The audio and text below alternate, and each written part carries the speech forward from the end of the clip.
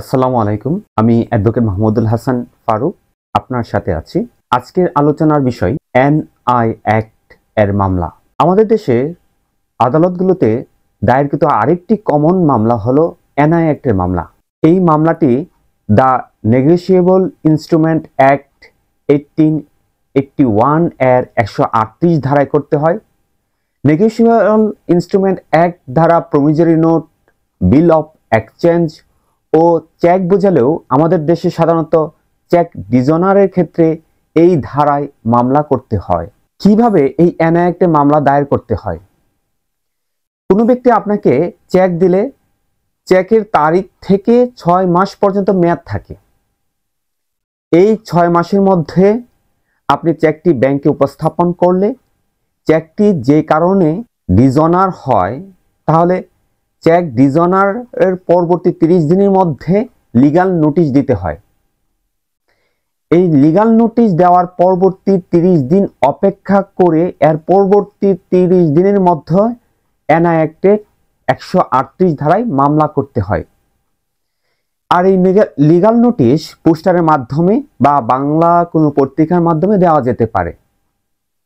আর বিশেষভাবে লক্ষণীয় যে এনআই অ্যাক্টের মামলা সিআর মামলা হিসেবে করতে হয়।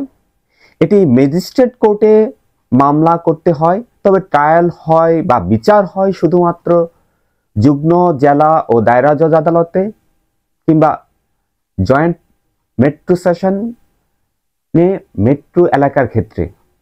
এটি জামিনযোগ্য ধারার অপরাধ। আর কোর্ট প্র্যাকটিসের বা অভিজ্ঞতার আলোকে দেখা যায় যে নোটিশ দেওয়ার পর আসামিগণ টাকা দিব বলে কাল জ্ঞাপন করে এর মধ্যে মামলা করা 30 দিন সময় চলে যায়। এক্ষেত্রে আপোষের কথা বললেও মামলার সময়ের মধ্যে করে ফেলা উচিত। এরপরও আপোষ করা যাবে। আর যদি 30 দিন সময় চলে যায় সেই ক্ষেত্রে চেকের মেয়াদ 6 মাস থাকলে আবার ডিজনার করিয়ে লিগ্যাল নোটিশ দিয়ে মামলা করা যাবে।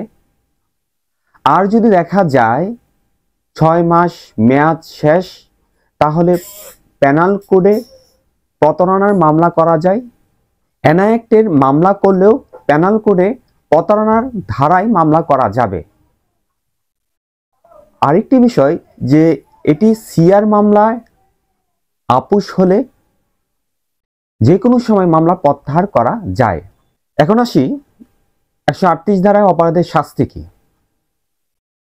138 ধারার 1 উপধারা অনুযায়ী সর্বোচ্চ 1 বছরের কারাদণ্ড অথবা জরিমানা, যা চেকের টাকার পরিমাণে 3 গুণ পর্যন্ত হতে পারে, অথবা উভয় প্রকারের শাস্তি দেওয়া যাবে।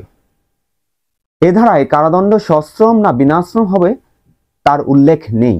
এখন এই 138 ধারায় শাস্তির আদেশের বিরুদ্ধে কি করা যায়? যদি শাস্তি হয়ে যায় সেক্ষেত্রে আপিল করা যাবে।